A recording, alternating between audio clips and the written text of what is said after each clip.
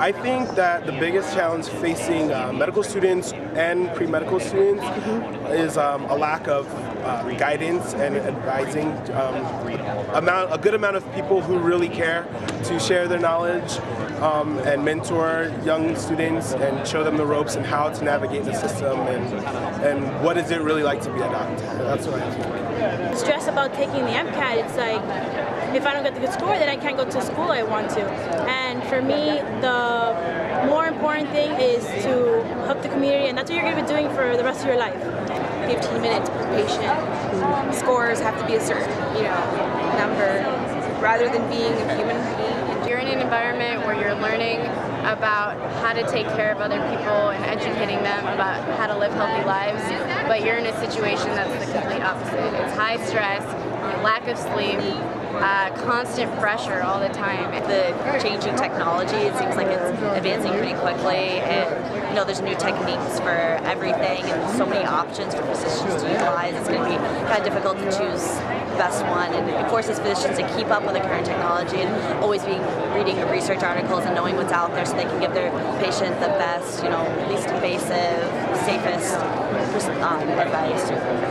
I think the biggest challenge facing medical students is graduating with $200,000 of debt.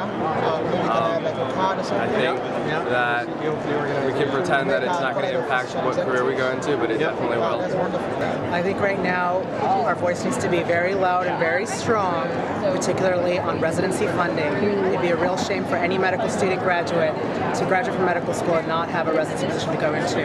Medical student debt is burgeoning, so I hope that we really tackle loan repayment programs, make sure we preserve funding for those, and that we also provide subsidies for graduate student loans and also reduce the debt of physicians. I think that really affects specialty choice and whether or not bright minds choose careers in medicine. Graduate medical funding might be going down for residencies, so we might have a decrease in residency spots. But now I'm seeing a trend of more medical schools. Certain specialties will have a decrease, and maybe that's the specialty I want to go into. And so that might sway people's options as to what specialty they end up deciding. For me, is being that I'm a non-traditional student, is balancing family and just being a mom and going to school and having time to study and spending time with the families. One of my biggest, and the other one is getting funds, scholarships, and money to pay for school. With the rising costs, students are forced to specialize because we have to pay back this high debt. And so really trying to go through that struggle of, should I do primary care and follow my passions, or should I specialize where I can pay off school and have a sustainable life? So I think dealing with debt and the rising cost of healthcare. What are the issues at stake?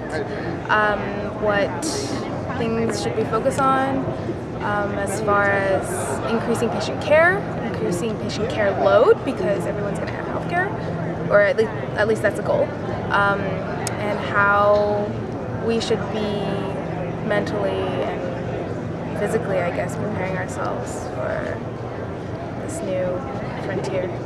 Find a different route to test your skills. I understand that basic sciences are important and trying to understand and physics, but eventually the more important thing is communicating with your patients and having the well-roundedness of a human being.